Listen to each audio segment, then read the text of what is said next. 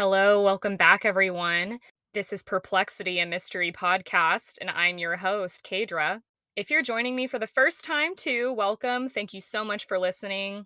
I'm so psyched to be sharing this story with you guys today. I'm also trying out podcasting in a closet. So if you guys notice any difference in the audio or if it sounds better, let me know. I'm trying out the closet to see if it helps at all because some people said it sounded a little bit echoey. Also, if you like the podcast and you have not followed the podcast, be sure to follow on Spotify and leave a 5-star review. It really helps boost the podcast up the algorithms so that I can get these stories to more people. Please remember this is a one-woman show. I'm doing all of the research for this, so I will be trying to get you guys content on a weekly basis. And I do really enjoy doing this, but it's also a lot of work, a lot of research, so please keep that in mind. This story was actually requested by a listener, which is really cool. So, first request, I do take requests. If you guys have a crazy story, be sure to share it with me if you know me on social media. I think I am going to make that Gmail account so that people can send me their stories. So I'll keep you posted on that. And yeah, let's get into this story. Today I'm going to be talking about T. Cullen Davis. And like I said, this was a listener request. So this listener's father actually sat on the jury for this case. At the end, I'm going to be telling you about a personal connection I actually found out I have with this case. I found this out as I was researching and I was shook, you guys. So, T. Cullen Davis. My sources for today are the Generation Y, WHY podcast with Justin and Aaron. If you guys haven't listened to the Generation Y podcast, definitely check it out. They are also a true crime podcast, so they did an episode all about this case. I also got sources from an article from the Washington Post, an article from CBS News, an article from WFAA.com by John McCaw, an article from chron.com, CHRON, an article from NBCDFW.com by Lily Zhang, a Dateline episode, a post from truecrimediscussions.blogspot.com from a user named IndianaGirl22472, and of course, our good friend Wikipedia. Donate.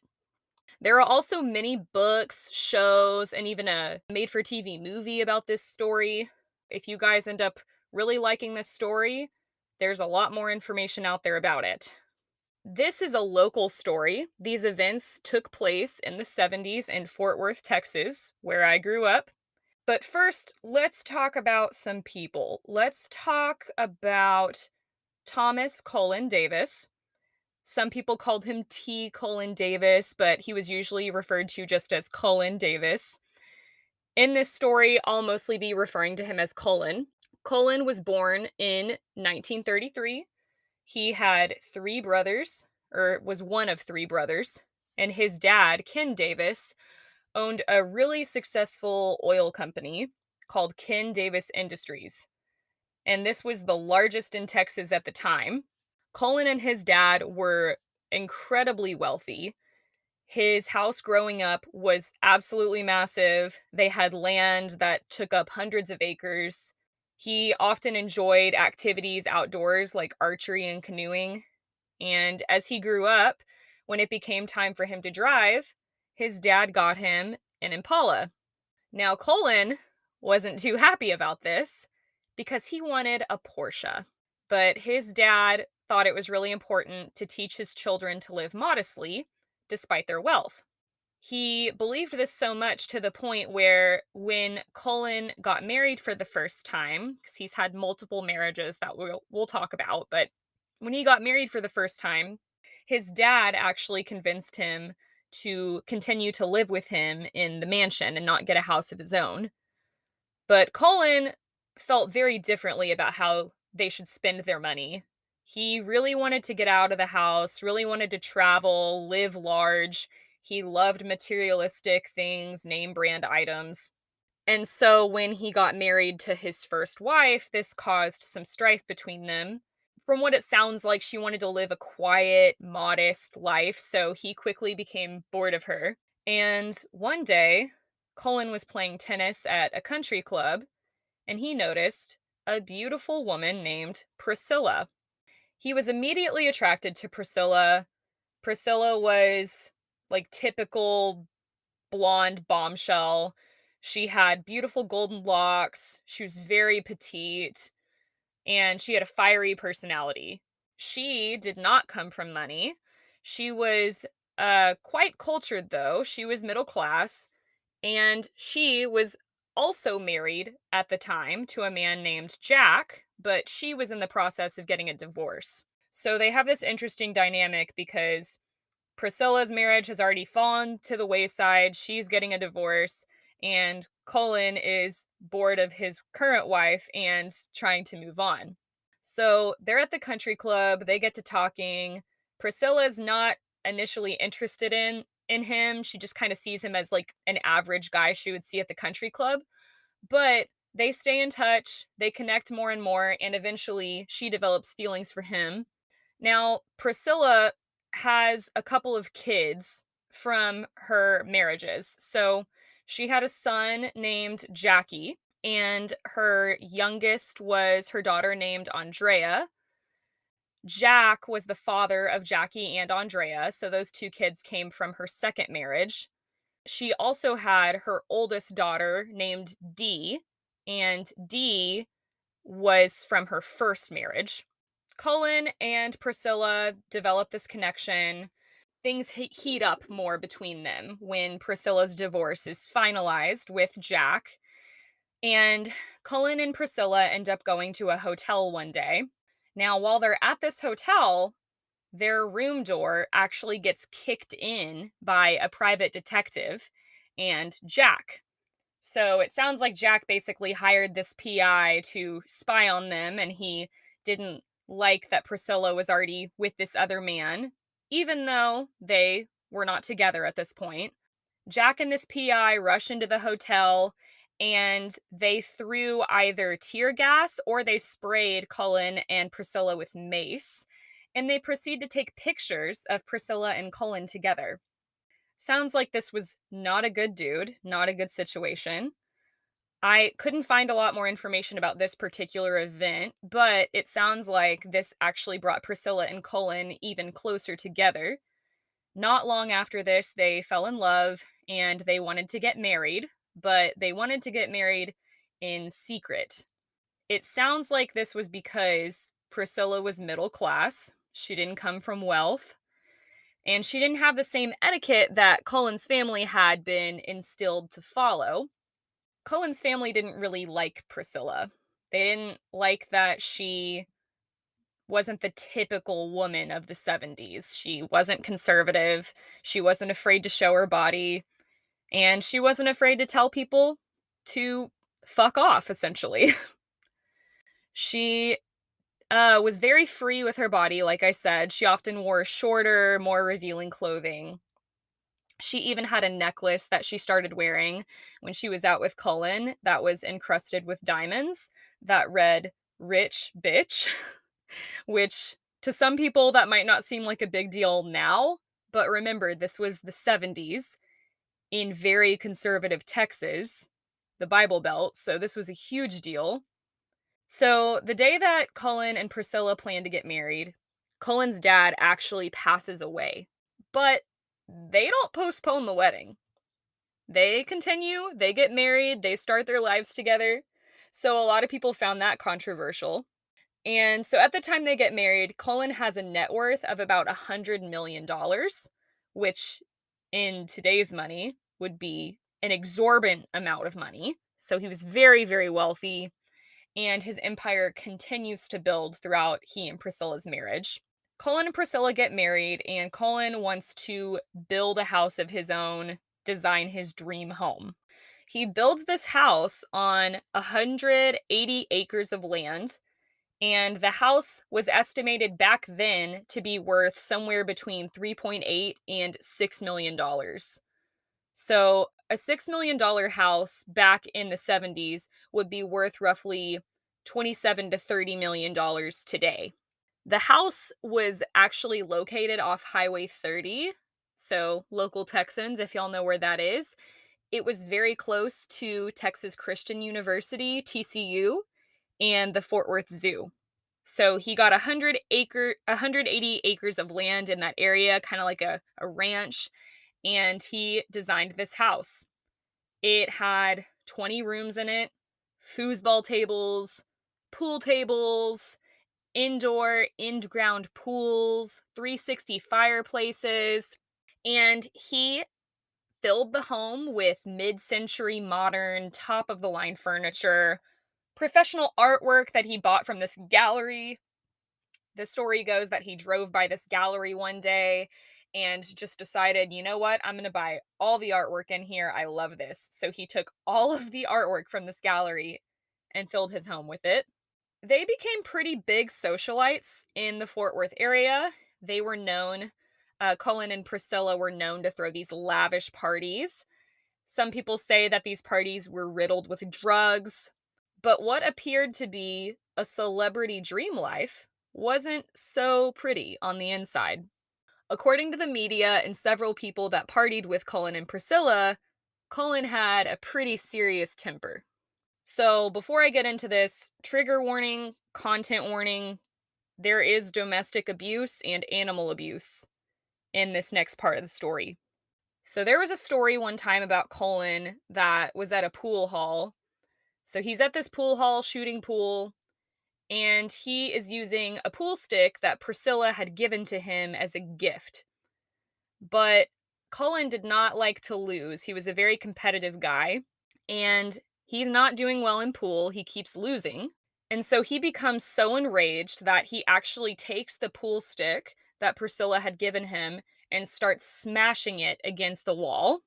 Another time, they were in a hotel, he and Priscilla, and they were at some type of nice event. They were dancing in a ballroom, and Colin starts dancing with another woman and groping her. So Priscilla, understandably, was not happy about this, and not being the typical woman of the 70s, she calls him out on it and storms off.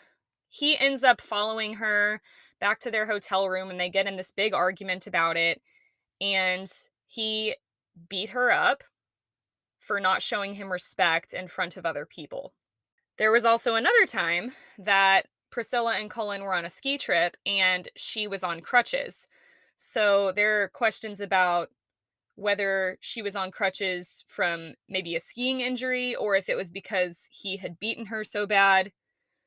But at some point, they end up having another argument during this time, and he actually uses one of Priscilla's crutches to beat her. There was another time where Priscilla's youngest daughter, Andrea, had forgotten to arm the security system at their mansion. They had a top of the line security system. They had shown Andrea how to arm it, and they would leave her home alone at times. Anyway, she was supposed to arm the security system.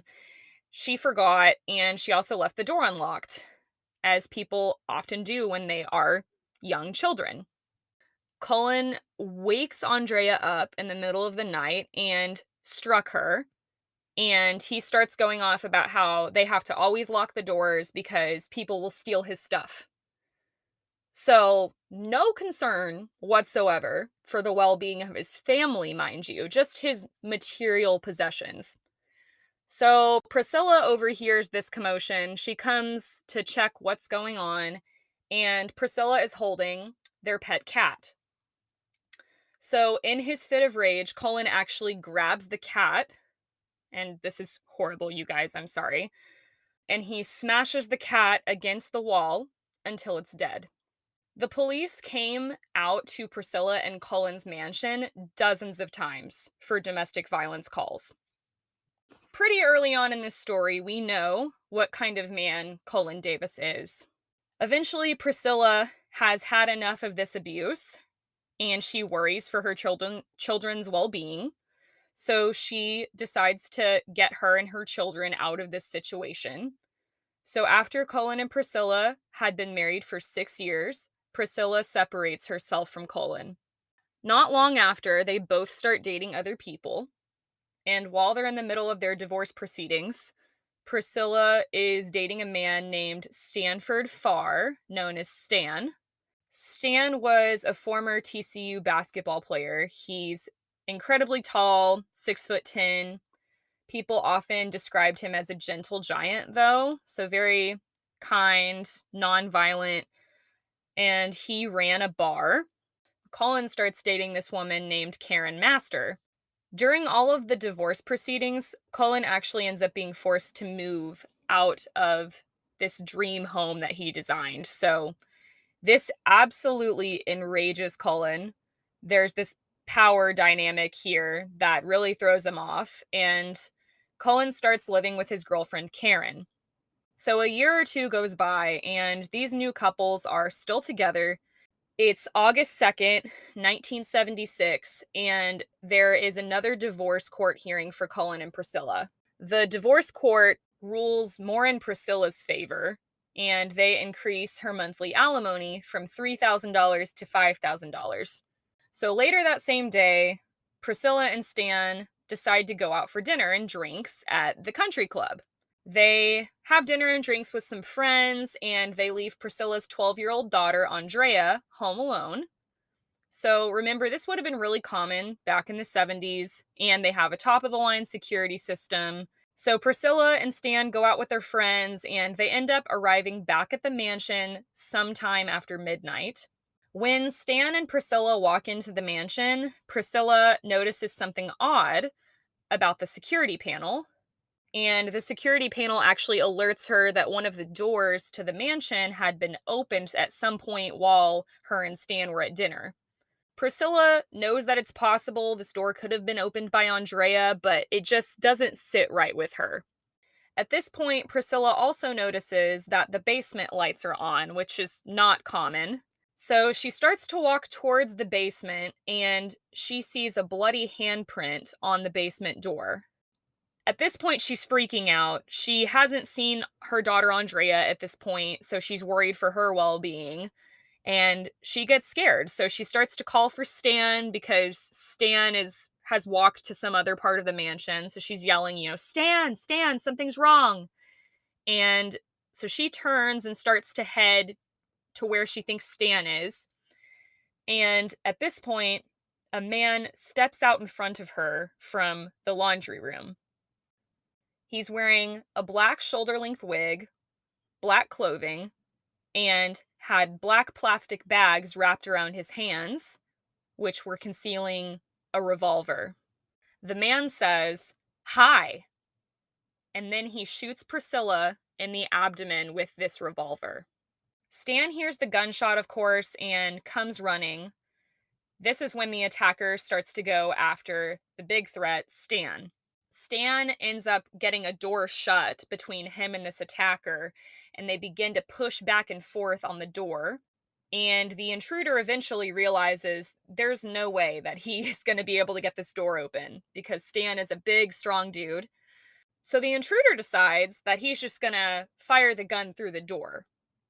When he does this, he actually shoots Stan, and this causes Stan to cry out in pain. The door gets open at this point, so the intruder manages to, get himself on top of Stan. There's a struggle between the intruder and Stan, but unfortunately, the intruder ends up shooting Stan again, and this is when Stan falls down in front of Priscilla. The intruder then shoots Stan in front of Priscilla 2 more times. This is when Stan stops moving and becomes unresponsive. The intruder then grabs Stan by his feet and begins dragging him towards the basement. Priscilla decides this is probably the best time for her to try and get away from the situation. So she starts running, but the intruder knows she's trying to get away. So the intruder tries to stop Priscilla from escaping, but somehow she ends up getting out of the mansion, and she hides in some bushes outside of the house. Not long after, she hears a car pull up in the driveway of the mansion, and this sound is followed by more gunfire. Priscilla runs off the property over 100 yards to the next residence, where she's able to get help. So her neighbors are the ones who called the police, and the police arrive.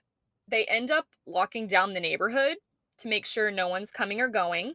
And the police, when they arrive on the property, the first people they find are friends of Priscilla, Gus, who goes by Bubba, and Bev. Gus had been out with his girlfriend Bev. They planned to stop by Priscilla's house after, so that's why they were there. They pulled up to the driveway, and the intruder had just killed Stan and was trying to drag his body to the basement. But the intruder hears the car outside, so he runs outside and he ends up shooting Bubba in the spine.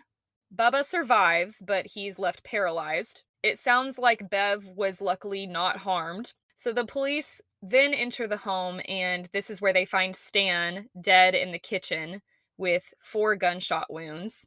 Finally, the police go down to the basement, and this is where they find the 12-year-old Andrea. She is dead and has been shot in the chest. So paramedics arrive, they're giving everyone medical attention, and they start to talk to Priscilla. And this is when Priscilla identifies the shooter as her ex-husband, Cullen Davis. So I didn't want to give this away, but when Priscilla recounts the event and she's shouting for Stan, and the man steps out of the laundry room, she starts to shout to Stan, "It's Cullen, Cullen," and he shoots her, and she says, "Cullen shot me, Cullen shot me." So Priscilla has identified the shooter as her ex-husband, Cullen Davis. And Bev, Priscilla's friend, also knew Cullen personally. When Bev and Bubba pull up to the mansion and this intruder runs outside, Bev goes, "Oh, that's Cullen Davis." So she identifies him as well. Bubba did not know Cullen personally, but when he was in the hospital and he was shown photos by the police to identify the shooter, he selects Cullen Davis's photo. So at this point, the police are pretty sure they've got their man. 3 people have identified him as the shooter. I should also mention that throughout the investigation, they do not ever find the murder weapon. Priscilla was okay. She survived the gunshot wound to the abdomen. They end up going to Karen Masters' home later that night. And this is where they find and arrest Cullen Davis. So they arrest him from his girlfriend's home. When they arrest him, he is very clearly intoxicated. And what's also interesting here is how Cullen is treated when he's arrested. So normally, when someone is arrested for a suspected murder, they are handcuffed, right? Not this guy. Cullen was allowed to not only change clothes, but put on a nice little sports coat. And the police did not put him in handcuffs. They simply put him in the back of the car and drove him to the station. So then there's this judge, W.W. Matthews, and he starts to be involved in this case. And W.W. Matthews sets Cullen's bond pretty low, in my opinion, for suspected murders. So the bond is somewhere between $50,000 and $80,000. And this is nothing for a wealthy guy like Cullen. Matthews is also quoted saying, "This man will probably never hurt anybody again. He was just drunk. The police say he was quite drunk, and when he's drunk, he gets really mad." I guess we're just using drunk now as an excuse to murder children and adults, but whatever. Priscilla, like I said, survives all of this. She ends up getting a pretty bad staph infection from the bullet wound in the hospital. But she turns around, she becomes more stable, and a reverend comes to visit Priscilla in the hospital and informs her that her daughter Andrea has been murdered. The police end up interviewing Cullen. Cullen claims he was at the movies that night watching The Bad News Bears, but he has no one at all to corroborate this story, not even his girlfriend. He claims he went to the movies alone He doesn't have a movie ticket to produce to law enforcement, and no one at the movie theater was able to corroborate this story. No one saw Cullen at the movie theater that night. Like I said, Cullen's bail was set pretty low. Surprise, surprise, Mr. Richman makes bail. When he gets out, he goes to the airport, and there is a private hangar plane waiting for him. The authorities end up following Cullen, luckily, and they stop him before he can flee. And Cullen claims he's just going on a short business trip to Houston. No big deal. Cullen doesn't have luggage or anything with him. The hangar is also fully fueled with more than enough fuel to fly 2,500 miles, which would be enough to get him out of the country. Now, there's some conflicting reports as to whether the pilot told law enforcement they were going to South America or not, specifically Brazil. But Brazil is over 4,000 miles away from Fort Worth. So if this were true, they would have had to stop somewhere and refuel. So it's possible that maybe he was fleeing and feared for his life. Oh no, this guy's out to get me too. He tried to kill my ex-wife. Maybe he's going to get me. But I feel like from the evidence that's been presented so far, it's pretty unlikely. Another thing that's interesting about this case is related to Priscilla's oldest daughter, Dee. So Dee actually talked to Cullen on the day of the murders about her allowance. And Cullen said to her, "You really need to talk to your mom about this." And he was actually very insistent that Dee talk to her that night. Now, fortunately for Dee, she did not go home that night because she had already made plans. After a few weeks of Cullen being free, they arrested him again because now they know he's a flight risk, and they put him in the county jail. This time they do not set bail. So eventually it comes time for the trial. He is 42 years old at this point. They initially consider having the trial in Fort Worth. However, they got the jury together in Fort Worth, and a juror actually came home and told their family about the case. So, because of this, the trial gets moved to Amarillo, Texas, which, for those of you who don't know, Amarillo is about 5 hours from Fort Worth. And Cullen Davis at this time still has his oil business, which is worth about $400 million now.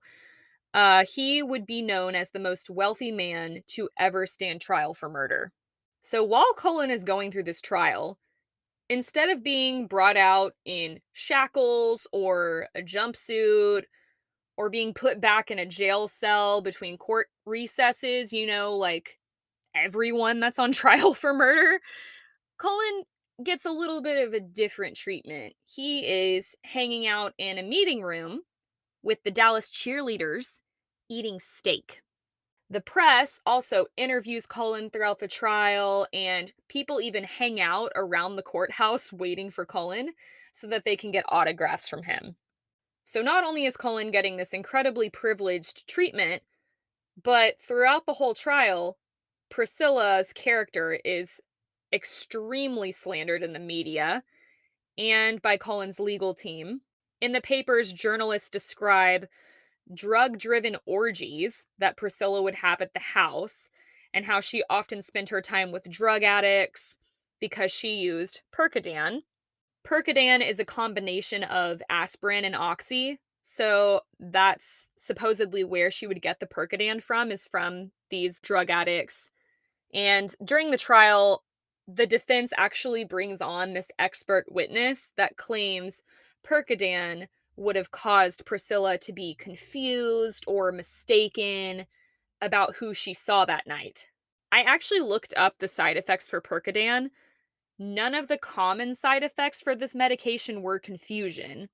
However, confusion was listed as a rare side effect.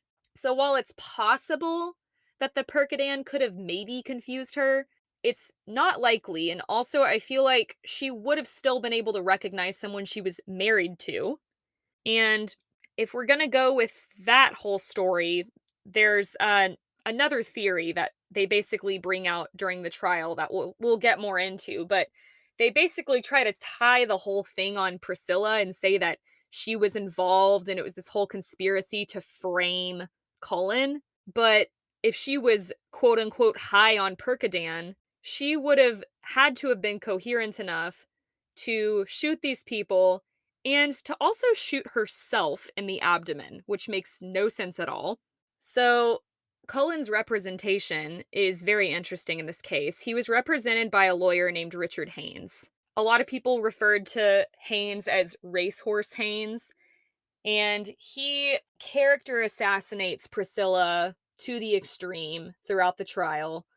He was a very well established attorney, and he was known for taking these crazy, high profile cases. Cullen actually paid Racehorse Haynes $250,000 for his services in this trial, and he paid the law firm $1.5 million. Like I said, Racehorse Haynes kind of ran with two theories throughout the trial. He talks about how it could have been a biker or drug deal gone wrong with a random assailant, but this theory doesn't really pan out because nothing was stolen from the house, nothing had been ransacked. And then the other theory, like I said, was that it was actually Priscilla who perpetrated this and tried to frame Cullen. So he basically accuses Priscilla of not only murdering her 12-year-old daughter, but murdering her boyfriend, the only healthy relationship this woman has ever been in, and attempting to murder two of her friends. For what? Not to mention, again, she would have had to have shot herself, and not just like grazed herself, but shot herself in the abdomen, all in order to frame Cullen. Like, it just doesn't make sense to me.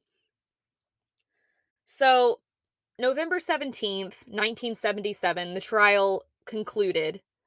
The jury deliberates for less than 5 hours. And what do you guys want to guess the verdict is? Not guilty. I know. Yeah. So, took me quite a while to wrap my mind around that. This is not where the story ends, though, you guys. Some time passes after this trial, and Priscilla and Cullen's divorce proceedings are actually still going on. The judge presiding over this whole case is named Judge Eidson. At some point, Judge Eidson actually tells Cullen he's no longer allowed to make any business decisions without his approval. This causes Cullen's business to come to a standstill, which means all of his assets were frozen and his family business starts losing money by the day.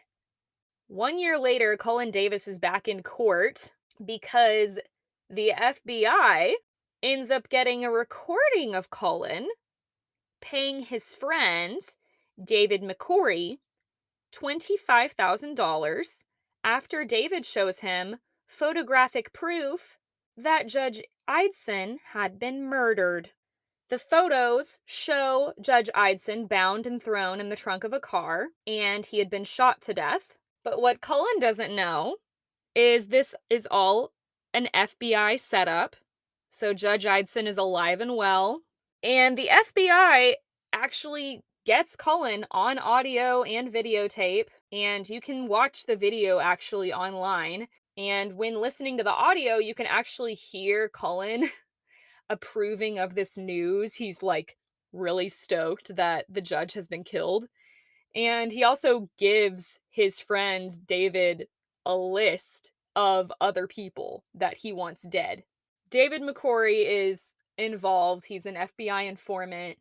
And when Cullen gives him the $25,000 for a job well done, Cullen gets a silencer from McCory. So they exchange $25,000. McCory gives Cullen a silencer. So in the trial, David McCrory is a witness and FBI employees are witnesses. It seems like this case would be pretty open and shut, right? So what is Cullen to do? So he decides to bring back none other than Racehorse Haynes to represent him again. Now this time, Cullen pays Haynes $2 million to represent him. And Cullen's defense in this case is pretty wild because like, what are they going to do? What is their case here when they have all this evidence against him? So Haynes actually brings Priscilla back into this. So towards the end of the trial, Cullen approaches the stand, and when Haynes is interviewing him, they lay out this absolutely insane conspiracy theory. And they say it was Priscilla who hired killers. And Cullen thought these killers were going to come after him. He says he thought he was working for the FBI because allegedly he received a call from someone named Agent James Acree. Cullen claims that Acree told him this plot was going to happen and that he was going to be framed, and Acree told him to just play along and that the FBI would take care of it and that they would protect him. So when he was paying the $25,000 to McCrory, he thought he was working with the FBI. Come on, guys. He doesn't deny that it's him in the video. He doesn't deny paying McCrory. He doesn't deny any of it. He just says it's all part of the conspiracy. Sorry, I can't take this seriously. The defense basically, spins it that Priscilla is trying to take all of Cullen's money again and she's just out to ruin him. The defense also claims that McCrory betrayed Cullen and was working for Priscilla, which is really interesting because McCrory was actually a witness for Cullen's defense in the first trial. What's also interesting is that Cullen is arrested in his second trial, right? But he never once tries to convince the police that he was working for the FBI. He never mentions anything about the FBI. So none of these claims surface until the trial, which to me, if I was wrongfully arrested for something, I would be freaking out, right? I would be like, you guys, you have it wrong. Like, I was working for the FBI. He would have said something, but he doesn't. For whatever reason, the jury found Cullen's testimony very compelling. So it takes a few days for the jury to come back. It's a hung jury. 8 jurors are saying he's not guilty. 4 jurors are saying that he is guilty. So the trial is deadlocked and the judge declares a mistrial. You guys, Cullen was never retried. So at this point in my research, I was throwing things. I was having a downward spiral. Yeah, he got off on 2 murder trials, or a murder and then a murder for hire, basically. So now Cullen is actually a self-proclaimed born-again Christian. He is alive and well. He's 89 years old, living in Colleyville. And he has been doing missionary work. He was also interviewed in the media by a lot of people, and he has always proclaimed his innocence. And what's really interesting too is in one interview I watched, he is talking to News 8. This is in 2016. And the guy interviewing him is a man named John McCaw. And McCaw asks Cullen about the $25,000 that was, exchanged in the video. And Cullen claims he doesn't remember the details of why this $25,000 was exchanged. He's just like, yeah, like I remember giving the money, but I don't really remember the details. So you would think that you would remember paying a friend $25,000 in a parking lot, especially considering this friend showed him pictures of a dead man bound and shot to death in the trunk of a car. I feel like that would stick with me. McCaw also asks Cullen about the first trial with the murders that occurred in his home, and Cullen is quoted immediately saying, "Wasn't me." And McCaw says, "You never had a wig?" Cullen responds, "No." McCaw asks, "Never had any involvement? Any kind of plot planned?" Cullen says, no, no. So McCaw goes, "You're absolutely 100% not guilty of this." And Cullen responds, "That's absolutely 100% right." So a lot of people wonder whatever happened to this mansion. Cullen's mansion became known as the Stonegate Mansion, and it actually remained intact until it was very recently torn down. It had been repurposed many times. It became a church at one point. It had been used as a wedding venue. It was even a Mexican restaurant. But eventually, this guy bought it, and the city basically convinced him to tear it down because people were so fed up with seeing this house every day. It seems like most people know what actually happened in these cases. Priscilla is unfortunately no longer with us. She passed away in 2001. She was 59 years old and she had breast cancer. Her daughter Dee was at her side when she passed. Now, Dee has always felt that Cullen Davis was responsible for the murders at the Stonegate Mansion. What's also really tragic is that throughout Priscilla's battle with cancer, Dee says that Priscilla actually feared using pain medication to cope with her symptoms because of what the media might say about her, because she was slandered so badly during the trial for using Percodan. After Cullen was acquitted, the same year that Priscilla passed away, there were also some more developments in the murder case. So in 2001, a reporter came forward saying he had been approached by someone who had been on Cullen's defense team, and they said there had been a mole in the prosecution feeding them information. They were given several thousands of dollars for their cooperation. The reporter investigates this claim more and more. He finds his way to Karen Masters' father, who Karen was estranged from. No one really knows why they're estranged. Karen Masters' father claimed he was the middleman to this mole, and the mole's name ends up being revealed as Morris Howarth. There had been at least $25,000 filtered to this mole from Cullen. So by the time this information comes out, nothing could be done. It was also discovered that the defense had hired a man who received over $2,000 for about 100 hours of work, and this man's job was to be a Fort Worth crime scene investigator. Apparently, his secondary job was to let the defense know about how the crime scene was investigated. So when the case went to trial, this man was already retired. He was receiving his pension, no longer a crime scene investigator. Then there was just a small issue of jury tampering.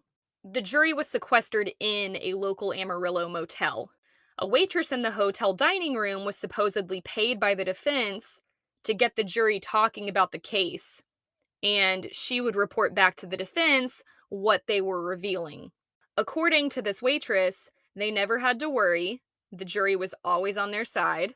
So if that didn't work, the defense apparently also hired an artist to sit in the courtroom and make these paintings or pictures of each juror.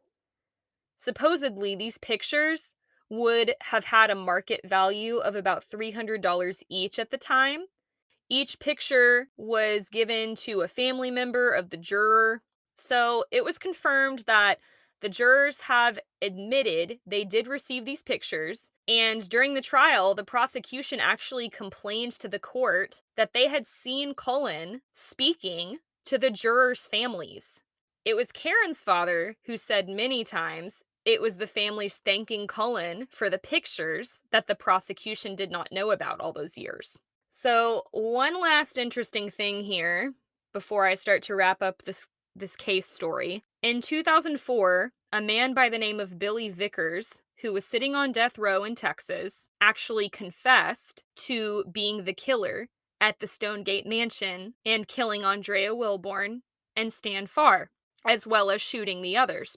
Supporters to his statement say that this crime was similar in nature to other crimes he had committed and was convicted of. So he was often known to commit murder while burglarizing homes. Some say this brought an end to the question of whether Cullen was guilty but I'm not convinced, especially considering a week after this supposed confession, Vickers was executed by the state of Texas.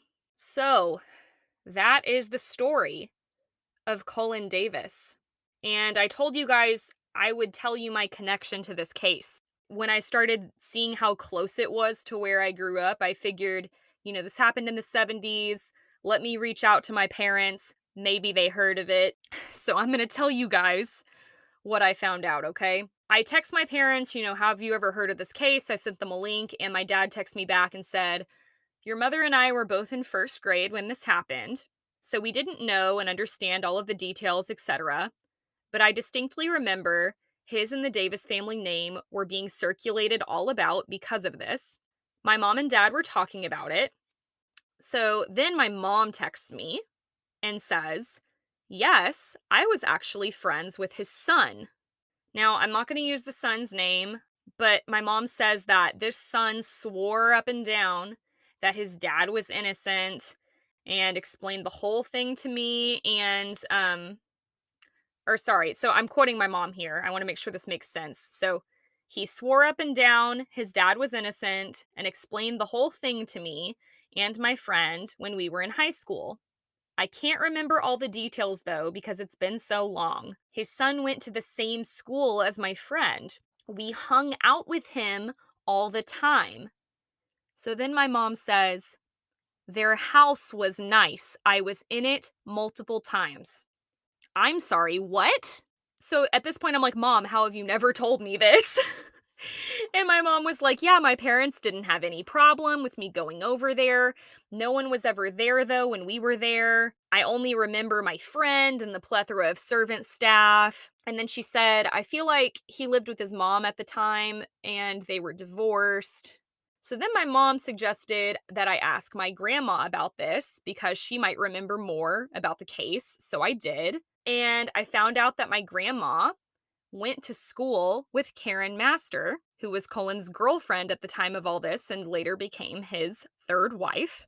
So, not only this, but my grandparents were friends after this whole trial with Cullen and Karen.